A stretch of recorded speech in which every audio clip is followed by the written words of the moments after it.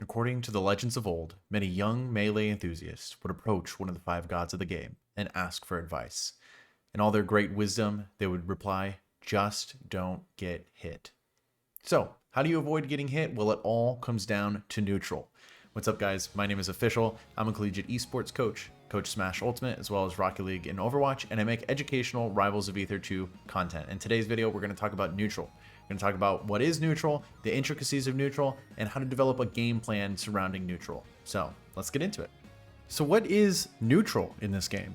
Well, neutral refers to any moment where neither player has a clear advantage or disadvantage. So what does advantage and disadvantage mean? If somebody were in the air and they were trying to get back down to the ground, that would be an example of disadvantage, or they're in the middle of getting comboed, or they're off stage and they're trying to get back on. That would be an example of disadvantage. You're trying to get back to the stage, you're trying to get back down to the ground, something like that, where you're trying to even the playing field again. Advantage is the opposite of that. If you just hit your opponent, you're going to be in an advantageous state. So in between those moments is when you are in what's called neutral. Whereas when nobody has a clear advantage, you're basically just in the middle of the stage and nobody can really hit each other. You're trying to move around, you're trying to throw out poking moves, trying to land that first hit in the big opener so you can be in advantage and try to hit them as many times as possible, or maybe get the kill from it. Before I get into any specifics, I want to talk about the idea of stage control. Stage control is making sure that you have control of as much of the stage as possible, and especially the center of the stage. Controlling center stage is very, very important in this game, because if you're backed into the corner, you're going to die sooner. If a harder hit hits you, you're going to get killed earlier percents, or if you get hit by anything, you're going to get knocked off stage, which leads to an edge guarding situation. You're always more advantageous when you are in the middle of the stage compared to the end. So you want to use the amount of stage control you have as a resource in this game for when you're playing neutral. Because when you have stage, you can dash back to dodge a move and then counterattack. Where if you're already back, you can't really dash back to do anything. If you try to dash back, you're going to just fly off the stage. So that stage you have to work with and the amount you have to run around with is very, very important. It's an entire resource that you have to manage in this game. The main framework I want you to build is to start thinking about neutral in terms of space, the amount of space between you and your opponent, the amount of space available left on the stage, and maybe the amount of space behind or above your opponent as well, and the amount of space somebody can cover in a quick moment, depending on how fast a character is. A character like Crag won't be able to run as fast and dash in as fast as a character like Maple. So if you're attacking in terms of space, then there's three main ways that you can attack. You can undershoot, you can just attack right at them, or you can overshoot your approach. When you undershoot, you're going to be attacking the space between you and your opponent. So throwing out quick poking moves between you and your opponent. If you're assuming that they're going to run in and run at you, then you want to be undershooting your moves and attacking where they're going to be. Now, if you want to attack right where they are, maybe you're expecting them to do some sort of defensive option. Maybe you expect them to shield or just jump in place or just be dash dancing in place, and you think that they're going to stay exactly where they are. Or maybe they're a character like Fleet or Orcane who's going to shoot a projectile and they're going to be stationary while they're doing so. Then you can just run up and attack where they are. Now, the last way that you can attack is attack the space behind them. If you think that they're going to dash back, which would beat your option if you're going to attack exactly where they are and they can dash back and then hit you, then you're going to imagine the space behind them and attack at that spot. This is especially good when people love to dash back and they're all the way in the corner and they can't dash back anymore. Just look at the stage and where you're going to attack and attack at that part of the stage, because they're not going to be able to get away. They have no more space to retreat to. So the three main ways that you can attack: undershoot, attack right where they are, or overshoot your approaches. The same thing, since this is a two-dimensional game and not a one-dimensional game, is you can attack above them as well. Platform fighters are all about platforming, all about jumping, and about being in the air. So most characters have really good approaches, like especially Zetterburn, by jumping in, maybe landing with a neutral air or a down air, forward air, something like that. And if you think that they're going to jump, you can stuff out their jump and their approach by doing an instant aerial. So if you just throw out one of your faster aerials right away, they're going to jump into your move. So you can almost undershoot not only on the ground right here, but also above them if you think that they're going to jump. And you can overshoot in the air too if you think that they're going to jump back, especially jump back to a platform or something like that. One more note about overshoots: a lot of characters have a lot of built-in attacks to overshoot. Usually it's a dash attack, Like Claren, for example, her dash attack gives you this burst of speed right before she attacks. It's really good about catching people as they're trying to dash back and dash away from you. Now, you don't always have to be the one who's throwing out attacks. Sometimes you can be the one moving. Sometimes you can do what's called a bait and punish.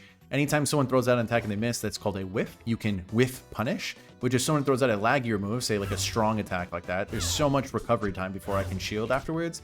If you can bait somebody to try to throw out one of their bigger moves, or honestly just about any move if you're fast enough, then you can punish that move and their attempt to swing at you.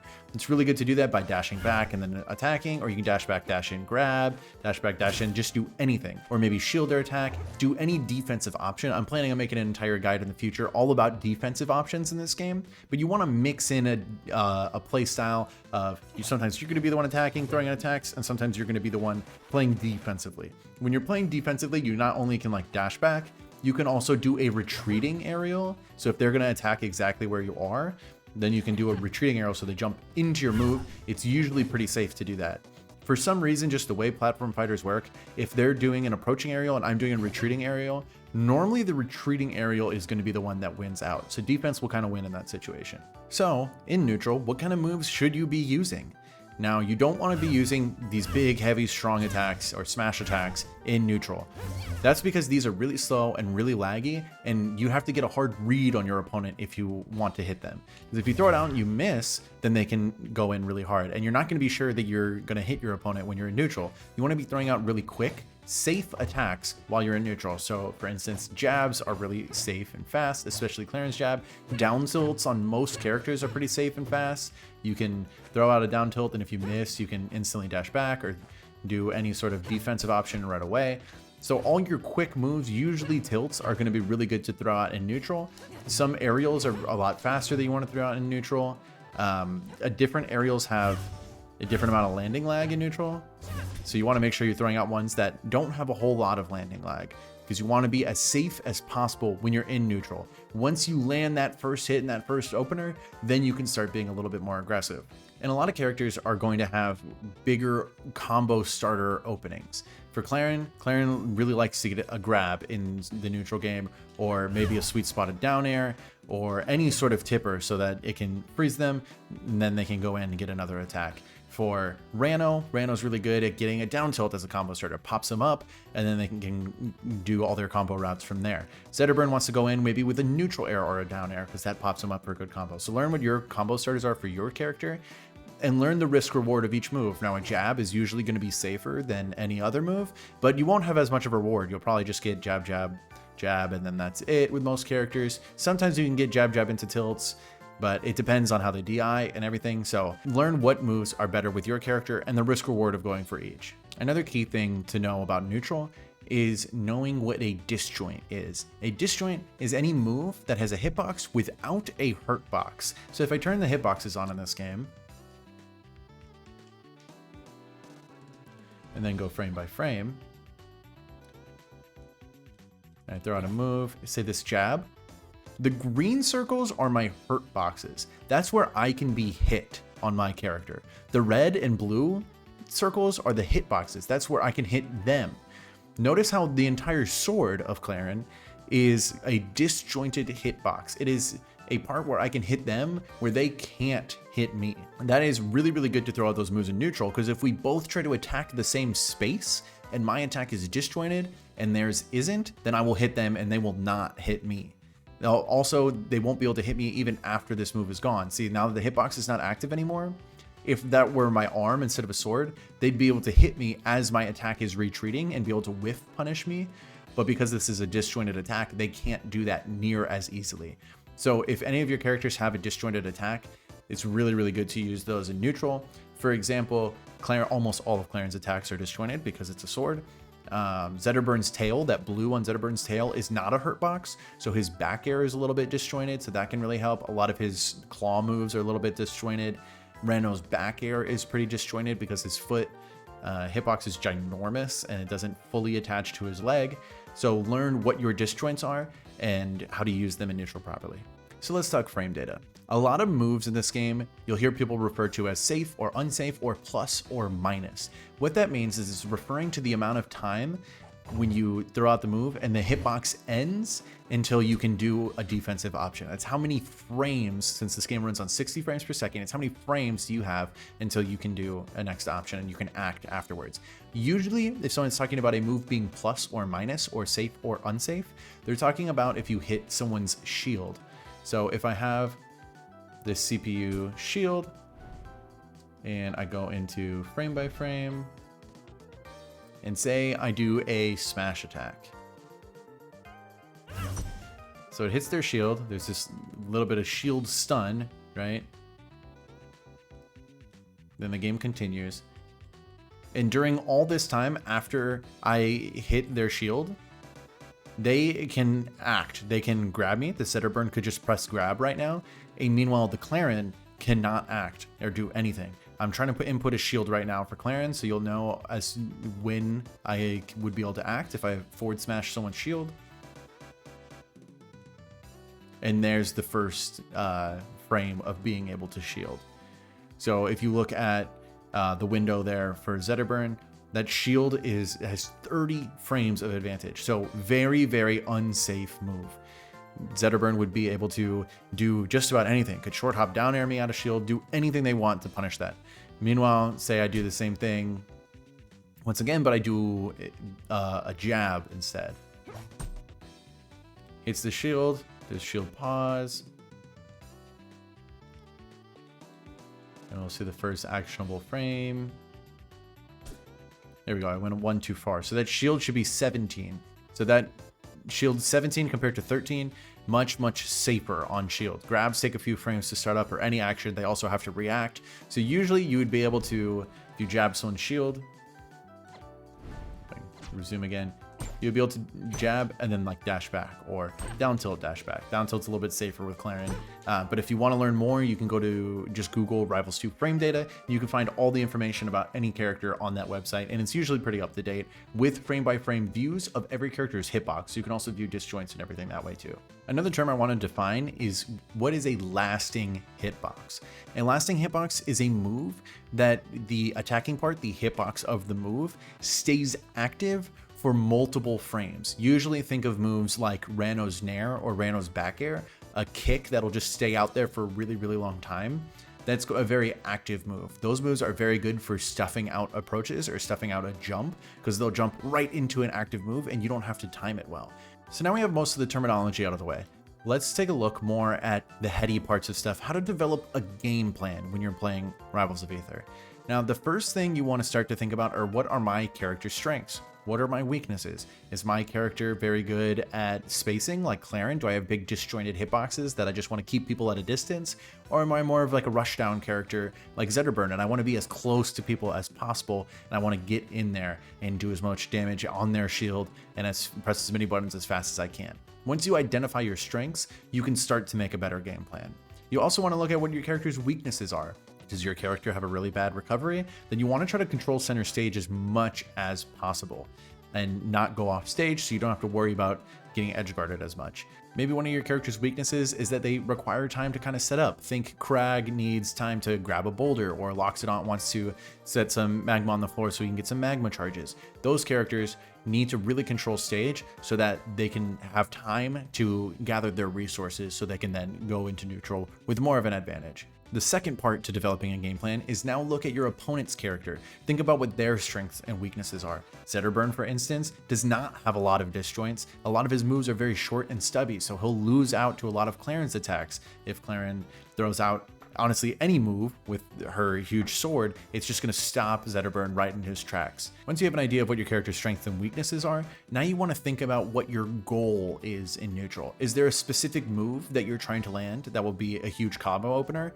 If I'm playing Rano, I'm going to want to try to down tilt somebody at around 100%, because that'll lead into a tipper up smash, or maybe just pop them up for a fair to send them off stage. I can go into an edge guard sequence. Or maybe you're playing Maple and you want to make sure you get your opponent seated, or you want to land a grabs, you can throw them into Lily and then confirm a smash attack off of that. You need to think about what you're trying to go for in these neutral situations. The second part of developing a game plan is going to be thinking about what your opponent wants. So if you're playing against a Rano, they're really going to be wanting to look for that down tilt. So maybe that means jump around a little bit more. If I'm playing against a Zetterburn who really wants to be on my shield, then he's going to be approaching a lot and want to get as close as possible. And how do we avoid that? So if I'm playing against a Zetterburn, I'm going to be throwing out my disjointed moves. That means back air with Rano. That means any of my moves with Clarin. Just try to wall out the Zetterburn as much as possible so he can't get close. Then think of what my opponent wants to avoid. If they're a character with a really bad recovery, I want to get them off stage as much as possible so I have more attempts to edgeguard them and kill them at earlier percents. Maybe they're trying to avoid being in the air because they have a really hard time getting down. Then I want to maybe grab them and up throw them or land an up tilt to send them up so I can keep them in the air and keep juggling them as much as possible. Once you develop your game plan, now you're going to want to start thinking about conditioning. What conditioning is trying to lead your opponent to believe you have a specific habit and do the same thing a few times. And then as soon as they start to catch on, you mix it up and do the option that beats that habit. A perfect explanation of conditioning is ledge options. Anytime you have only a limited amount of options, you want to condition your opponent to think you're going to do the same thing every time. So a really good option is just ledge dashing, because you can ledge dash shield and you're almost invincible the whole time. So what I do in a lot of my games is I'll ledge dash shield almost every time I'm on ledge until I realize that they notice that that is my habit. And then the second I think they're going to start to grab, I might spot dodge instantly or just run past them, or maybe even just throw out a move to kind of just beat them and try to condition them to think that they have a free grab. And the second they do, I pull out an option that will beat that. Neutral's all about mixing it up as much as possible. You never want people to be able to catch on to what you're going to do. Are you going to undershoot? Are you going to overshoot? Are you going to jump in the air? Are you just going to dash dance in place? You never want them to know what your next move is going to be. You always have to be mixing it up. This is where the idea of the mental stack comes in. This is a phrase that the fighting game community has adopted to talk about filling someone's brain with what they have to be thinking about during the neutral game. People can only keep track of so many things at one time. So say this Zetterburn is constantly throwing side B fireballs at me, and I want to punish it by parrying it. So what my main focus is going to be in neutral is I'm just going to kind of run around, play a little bit defensive until they throw a fireball, and then I can parry it. But when I'm looking for that option, my brain is too busy looking for anything else that if they just run at me and throw out an attack instead of a fireball, I won't have been thinking about it, and I'm going to pick a panic option and resort to my habits rather than playing proactively and sticking to my game plan. So in order to fill people's mental stack, you want to have as many options available to you as possible. So they have to be watching out for absolutely everything, because if you're never throwing any fireballs, then their mental stack's going to be filled with everything else, allowing you to throw a side B completely for free. So those are the fundamentals of neutral. In theory, if you won neutral 100% of the time, your opponents would never be able to hit you. Hence the phrasing, just don't get hit. And because it's possible to play such dominant neutral, you can come back from any deficit. It doesn't matter what percent you're at. It doesn't matter if you're on your last stock and your opponent still has 2 or 3 stocks left. You can always come back, because if you just never get hit and you keep hitting your opponent, eventually you will get the win once you find those kills. So it's really important in your ranked games, if you want to start winning, even if you are down by an entire stock, don't get down on yourself. You always have to tell yourself, the phrasing that I like to say is there's no such thing as a lead. Clearly there's a lead because you have an advantage, but I tell myself that there's no such thing as a lead. I can always come back in a game that's as punishing as Rivals and as combo heavy, because all you need is a few good combos, a few good edge guards, a few kills, and you're back in it. Thank you so much for watching. I hope you enjoyed the video. Hope you learned some things about neutral. It could be really tricky, so don't give up on neutral. It's really, really important. You're going to start every single game in neutral, so it'll come up a lot. And if you're interested in more educational Rivals 2 content, please subscribe. I'm planning on making a bunch of other videos, so every view counts. Thank you so much, and have a great day.